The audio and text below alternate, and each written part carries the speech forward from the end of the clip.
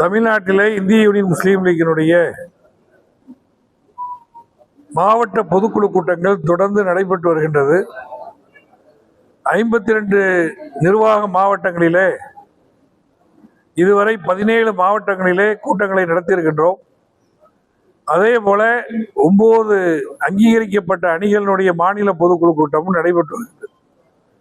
அந்த அடிப்படையில் இன்றைக்கு திருப்பூர்ல வர்த்தகர் அணியினுடைய மாநில பொதுக்குழு கூட்டமும், அதை தொடர்ந்து திருப்பூர் வடக்கு தெற்கு மாவட்ட முஸ்லீம் லீக்கினுடைய கூட்டமும் இங்கே நடக்கின்றது. இந்த கூட்டத்தினுடைய முக்கியமான நோக்கம்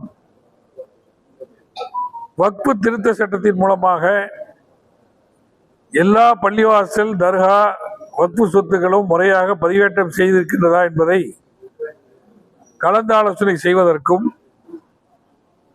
தீவிர வாக்காளர் திருத்தம் குறித்து பணிகள் எந்த நிலையிலே சென்று கொண்டிருக்கின்றது என்பதை நாங்கள் அனைத்து மாவட்டங்களிலும் கருத்துக்களை கேட்டு வருகின்றோம். அதன் அடிப்படையிலே தொடர்ந்து நடவடிக்கைகளிலே நாங்கள் ஈடுபட இருக்கின்றோம்.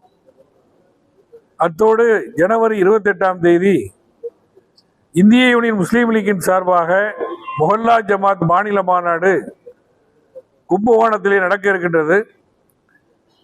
அந்த மாநாட்டிலே தமிழ்நாடு முதலமைச்சர் தளபதி மு.க. ஸ்டாலின் அவர்கள் சிறப்பு விருந்தினராக பங்கேற்க இருக்கின்றார். தமிழ்நாட்டிலே பள்ளிவாசலை மையமாக கொண்ட மொஹல்லா ஜமாத்துகள் 8000 இருக்கின்றது. 8000 மொஹல்லா ஜமாத்தினுடைய பிரதிநிதிகளும் அந்த மாநாட்டிலே பங்கேற்கின்றார்கள். அந்த மாநாட்டில் சிறுபான்மை முஸ்லீம் சமுதாயம் சந்தித்து வரக்கூடிய பிரச்சனைகள்,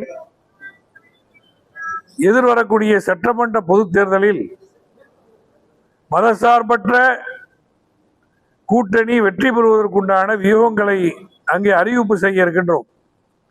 ஏனென்று சொன்னால், இதுவரை இருந்த தேர்தலுக்கும் இப்பொழுது நடைபெறக்கூடிய தேர்தலுக்கும் மிகப்பெரிய வித்தியாசம் இருக்கின்றது. இந்த தேர்தலை ஒட்டி கூட்டணி ஆட்சி என்று சில பேர் பேச துவங்கி இருக்கின்றார்கள். அதே மாதிரி சிறுபான்மையினருடைய வாக்குகளை பிரிப்பதற்கு புது புது கட்சிகள் பல்வேறு காரணங்களையும் பல்வேறு அறிவிப்புகளையும் செய்து வருகின்றார்கள். எனவே சிறுபான்மை சமுதாயத்தினுடைய வாக்குகள் பிரியாமல் ஒட்டுமொத்தமாக மதசார்பற்ற முற்போக்கு கூட்டணி திமுக கூட்டணிக்கு செலுத்த வேண்டும் என்பதற்குண்டான காரண காரியங்களை கும்பகோணத்திலே நடக்கக்கூடிய மாநாட்டிலே நாங்கள் அறிவிப்பு செய்ய இருக்கின்றோம். ஏதோ தேர்தல் வந்துட்டு அந்த தேர்தலில் யாரோ வாக்குறுதி கொடுத்துட்டாங்கன்னு சொல்லிட்டு நம்பி வாக்குகளை போட்டாங்கன்னா சிறுபான்மை சமுதாயத்தினுடைய வாழ்வுரிமை பாதிக்கப்படும். ஏனென்று சொன்னால், கடந்த 11 வருஷமா ஒன்றிய பாஜக ஆட்சியில சிறுபான்மை சமுதாயத்துக்கு எதிரான பல்வேறு சட்டங்களை கொண்டு வந்து வஞ்சித்து வருகின்றார்கள். தமிழ்நாட்டினுடைய முன்னேற்றத்திற்கு தடையாக ஆளுநர் அவர்களையும் அதே போன்று அதிகாரிகளையும் தூண்டிவிட்டு பல்வேறு நன்மைகள் நமக்கு கிடைக்காமல் தடுத்து வருகின்றார்கள். எனவே பாஜக என்பது தமிழ்நாட்டுக்கு துரோகம் இழைக்கக்கூடிய ஒரு கட்சியாக இருக்கின்றது. அவர்களுக்கு துணை போகக்கூடிய எந்த கட்சியாக இருந்தாலும், இன்னைக்கு கூட்டணி அமைத்திருக்கக்கூடிய அதிமுகவாக இருந்தாலும், பிஜேபிக்கு துணை செய்வது என்பது சிறுபான்மையர்களை வஞ்சிப்பதாகவும் தமிழ்நாட்டினுடைய முன்னேற்றத்திற்கு தடை செய்யக்கூடிய ஒரு காரியமாகவே நாங்கள் கருதுகின்றோம். அதே போலவே புதிதாக அரசியல் கட்சி துவங்கி இருக்கக்கூடிய நடிகர் விஜய் அவர்களுடைய தாவைக்காவும் பல்வேறு நிலைகளிலே அவருடைய பேச்சுக்களில், நடவடிக்கைகளில் பல காலங்களிலே குற்றம் சாட்டியது போல பிஜேபியினுடைய பி டீமாகவே அவர் செயல்பட்டு கொண்டிருக்கின்றார்.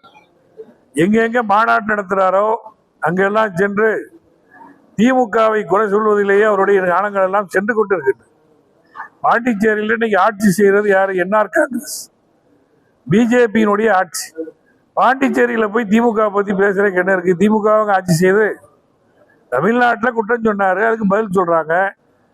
அங்க போயும் பாஜகவை விமர்சிப்பதை விட்டுட்டு என்ஆர் காங்கிரஸை விமர்சித்து விட்டுட்டு திமுக அவர் செய்கிறாருன்னு சொன்ன அன்னைக்கு சிறுபான்மை சமுதாயத்தினுடைய வாக்குகளை திமுகவுக்கு செல்லாமல் தடுப்பதற்கு பிஜேபியால் உருவாக்கப்பட்ட ஒரு அணிதான் நடிகை விஜய் அவர்களுடைய தலைமையிலான தமாக கூட்டணி என்பது எங்களுடைய கருத்தாகும். அவர் முதல் தேர்தலையும் சந்திக்கல, உள்ளாட்சி தேர்தலை கூட சந்திக்கல. அதுக்கு முன்னாடியே நாங்க தான் முதலமைச்சர் என்று சொல்லி பிரச்சாரம் பண்றாங்க. ஜனநாயக நாட்டில் யாரும் கட்சி ஆரம்பிக்கலாம், யாரும் முதல்வராகலாம், அதற்கு தடை இல்லை. அதே நேரத்தில் புதிதாக இயக்கத்தை துவங்கி இருப்பவர்கள் புதிதாக ஏன் ஐக்கிய துவங்கினாங்க? இருக்கக்கூடிய கட்சிகள் சரியில்லைன்னு சொல்லி தானே துவங்கி இருக்கிறாங்க. அப்போ விமர்சனம் என்பது எல்லா கட்சிகளையும் ஒரே மாதிரியா விமர்சிக்கணும். ஆனா அவருடைய நோக்கம் எல்லாம் திமுக கூட்டணியை விமர்சிப்பதும் திமுக ஆட்சிக்கு எதிரான கருத்துக்களை சொல்வதிலுமே அவருடைய காலங்கள் சென்று கொண்டிருக்கின்றது. எனவே அவருடைய திட்டம் பலிக்காது. சிறுபான்மை சமுதாயத்தினுடைய வாக்குகளோ தாழ்த்தப்பட்ட மக்களுடைய வாக்குகளோ, அதே நேரத்தில் தமிழ்நாட்டில் இருக்கக்கூடிய மத சார்பற்ற சக்திகள் என்று சொல்லும் பொழுது எல்லா பொதுமக்களும் மெஜாரிட்டியாக இருக்கக்கூடிய 75% தமிழ்நாட்டினுடைய மக்கள் மத துவேஷங்களுக்கு அப்பாற்பட்டவர்கள். எல்லா ஊர்லயுமே மத நல்லிணக்கத்தோடு எல்லா ஜாதியினரோடும் எல்லா சமுதாயத்தோடும் எல்லா மொழி பேசக்கூடியவர்களோடும் அண்ணன் தம்பிகளாக வாழக்கூடிய மக்கள் தான் தமிழ்நாட்டு மக்கள். எனவே வடநாட்டை போன்று தமிழ்நாட்டிலே எதையும் செய்யலாம் என்று பாஜக நினைத்து பி டீம் சி டீம் எல்லாம் அவர் அனுப்பினாலும் கூட அது அரசியலில் எடுபடாது. அவர்கள் தோக்கத்தான் செய்வார்கள். பிஜேபியோடு நேரடியாகவும் மறைமுகமாகவும் யார் கூட்டணி சேர்ந்தாலும் தமிழ்நாட்டு அரசியலிலே வெல்ல முடியாது என்பதுதான் இதுவரை நிகழ்ந்திருக்கக்கூடிய நிகழ்வாகும். அதே அடிப்படையிலே பல்வேறு நன்மைகளை கல்விக்காக வேண்டி எல்லோருக்கும் எல்லாம் என்ற லட்சியத்தோடு எல்லா சமுதாய மக்களுக்காகவும் பெண்களுடைய முன்னேற்றத்திற்காக வேண்டி கட்டணமில்லா பயணம் செய்யக்கூடிய பேருந்துகளை வழங்கி, அதே போன்று உரிமை தொகையை வழங்கி, மாணவர்களுக்கு நான் முதல்வன் திட்டத்தை வழங்கி, அதே போன்று பாஜகவினுடைய தமிழ்நாட்டுக்கு விரோதமான திட்டங்களை துணிவோடு எதிர்த்து சிறுபான்மை சமுதாயத்தை வஞ்சிக்கக்கூடிய பாஜகவினுடைய சட்டங்களை சட்ட போராட்டமும் செய்து எல்லா நிலைகளிலும் துணை நிற்கக்கூடிய திமுக கூட்டணி தான் வலுவான கூட்டணி. திமுக கூட்டணி தான் 2026 தேர்தலிலும் வெற்றி பெறும்.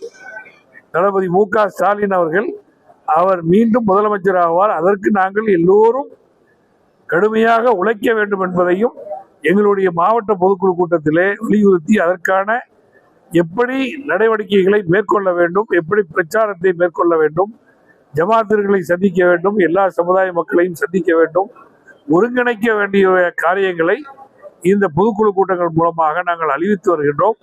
அந்த அடிப்படையிலே எங்களுடைய பிரச்சாரங்களை தமிழ்நாடு முழுவதிலும் முடுக்கி வைத்திருக்கிறோம்.